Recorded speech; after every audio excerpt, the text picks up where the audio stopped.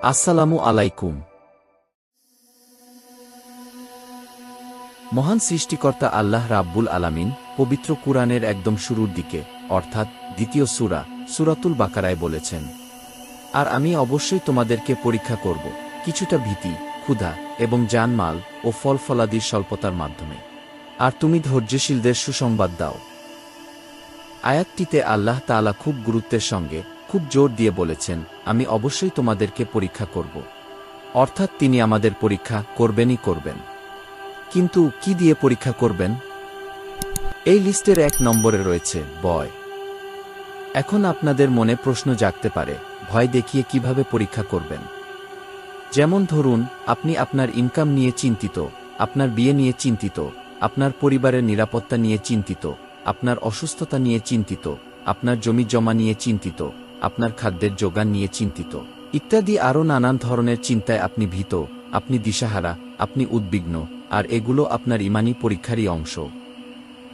আপনার মনে হতে পারে, আমি যে দেশে বাস করি সে দেশ ব্যতীত অন্য সকল দেশের মানুষ আরামে সুখে শান্তিতে জীবন যাপন করে।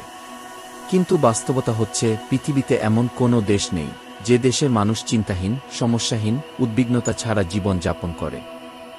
দেখা যায় সবচেয়ে উন্নত রাষ্ট্রগুলোই সবচেয়ে ভয়ানক চ্যালেঞ্জের মুখোমুখি হয়, এবং তা হরহামেশাই।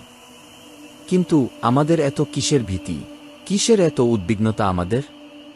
যদি প্রাপ্ত বয়স্ক একজন ব্যক্তিকে প্রশ্ন করা হয়, আপনি কি নিয়ে বেশি চিন্তিত বা উদ্বিগ্ন থাকেন, দেখা যাবে সেই ব্যক্তি বিশাল একটি লিস্ট তৈরি করে ফেলেছেন উনার উদ্বিগ্নতার কারণগুলো নিয়ে, কিন্তু তারপরও লিস্ট শেষ হচ্ছে না। ব্যক্তিটিকে যদি আবার প্রশ্ন করা হয়, আপনি কতদিন যাবৎ এই উদ্বিগ্নতা, এই চিন্তা বা ভীতি নিয়ে জীবন যাপন করছেন, আমি নিশ্চিত ব্যক্তিটি বলবেন 20 থেকে 30 বছর হল। তো এত চিন্তা বা উদ্বিগ্নতা নিয়ে এত দীর্ঘ সময় আপনি কিভাবে অতিবাহিত করলেন? কে আপনাকে দেখে রেখেছেন এই সময়টাতে? উত্তরটা আমরা সবাই জানি, তিনি মহামহিম আল্লাহ রাব্বুল আলামিন। আমি নিশ্চিতভাবে বলতে পারি, আপনি বর্তমান যে পরিস্থিতিতে আছেন সেই পরিস্থিতি আপনার অতীত থেকে ভালো। কিন্তু অবাক করা বিষয়, আপনি এখনও চিন্তামুক্ত হননি, বা আপনার উদ্বিগ্নতা, ভীতি এগুলোর কিছুই কমেনি। যখন আপনার কিছুই ছিল না তখনও আপনি উদ্বিগ্ন ছিলেন, এখন আপনার অনেক কিছু আছে, কিন্তু এখনও আপনি আগের থেকেও বেশি উদ্বিগ্ন, বেশি চিন্তিত। কিন্তু কেন? কারণ আমরা আল্লাহ তাআলার উপর ভরসা করি না, উনার উপর নির্ভর করে আমাদের জীবন পরিচালনা করি না। আর এখানেই প্রধান সমস্যা। আল্লাহ তাআলার উপর ভরসা করুন। পবিত্র কুরআনে বর্ণিত রয়েছে, চিন্তা করো না, আল্লাহ আমাদের সঙ্গে আছেন। এছাড়াও আল্লাহ রাব্বুল আলামিন আরও বলেছেন, তোমরা ভয় করো না, আমি তো তোমাদের সাথেই আছি, আমি সব কিছু শুনি ও লক্ষ্য করি। তো এত কিসের চিন্তা আমাদের, যেখানে স্বয়ং আল্লাহ তাআলা বলেছেন উনি আমাদের সাথেই আছেন? আল্লাহর প্রতি বিশ্বাস রাখুন আর আগে বাড়ুন। মনে রাখবেন, জীবনের প্রতি পদক্ষেপে আমাদের যে ঈমানী পরীক্ষার মুখোমুখি হতে হবে, সেগুলো আল্লাহ তাআলার নিকটবর্তী হওয়ারই পথ। যত ঈমানী পরীক্ষায় উত্তীর্ণ হবেন, তত আল্লাহ তাআলার কাছাকাছি পৌঁছাবেন এবং উনার প্রিয় বান্দা হবেন। আর আমাদের পরীক্ষার সম্মুখীন হতেই হবে, এর থেকে মুসলমান নামধারী কারো বেঁচে থাকার কোনো উপায় নেই। আর তাই আল্লাহ রাব্বুল আলামিন পবিত্র কুরআনের শেষের দিকে নয়, একদম শুরুর দিকেই বলেছেন, তিনি আমাদের অবশ্যই পরীক্ষা করবেন। কি দিয়ে পরীক্ষা করবেন? মাঝে মাঝে একটু ভয় দিয়ে, মাঝে মাঝে ক্ষুধার্ত রেখে, মাঝে মাঝে অর্থ কষ্টে রেখে, মাঝে মাঝে ক্ষুধার্ত এবং অর্থ কষ্ট উভয়ভাবেই, কিন্তু পরীক্ষার শিকার আমাদের হতেই হবে। আর এটাই আল্লাহ তাআলার ফয়সালা। ঈমান এনে থাকলে আমাদের তা মানতেই হবে।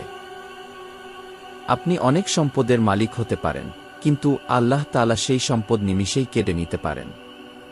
হতে পারে আপনি চুরি বা ডাকাতির শিকার হলেন, বাসায় আগুন লেগে গেল, অথবা ভূমিকম্পে আপনার বাড়ি ভেঙে চুরমার হয়ে গেল। আপনি অবাক হয়ে ভাবছেন, এটা কি হলো? আমার এত কষ্টে অর্জিত সম্পদ নিমিষেই কিভাবে শেষ হয়ে গেল? আপনার এমন ভাবনা সময় নষ্ট ছাড়া আর কিছুই নয়। কেউ যদি আপনাকে বলেও থাকে, আপনি অনেক সম্পদের মালিক, সুন্দর বাড়ি, সুন্দর গাড়ি আছে আপনার, খুব আরামে জীবন যাপন করছেন, আর এগুলোর অর্থ আল্লাহ তাআলা আপনার উপর খুব খুশি, তবে সেই কথা বা ধারণা সম্পূর্ণ ভুল। অনেক সময় আল্লাহ তাআলা আমাদের সম্পদ দিয়ে পরীক্ষা করেন, আবার অনেক সময় কেড়ে নিয়ে। আর এই পরীক্ষার জন্যই আমাদের দুনিয়ায় পাঠানো হয়েছে, তাই পরীক্ষা তো দিতেই হবে। আপনি যত বড় বিপদেই থাকেন না কেন, আপনার থেকেও বড় বিপদে কেউ না কেউ অবশ্যই আছে। তাই সর্বদা আল্লাহর দরবারে শুকরিয়া আদায় করুন এবং উনার উপর ভরসা করে সামনে অগ্রসর হন। আল্লাহ রাব্বুল আলামিন আমাদের সকলকে ঈমানী পরীক্ষায় উত্তীর্ণ হয়ে আপনার নৈকট্য লাভের তৌফিক দান করুন। আমিন।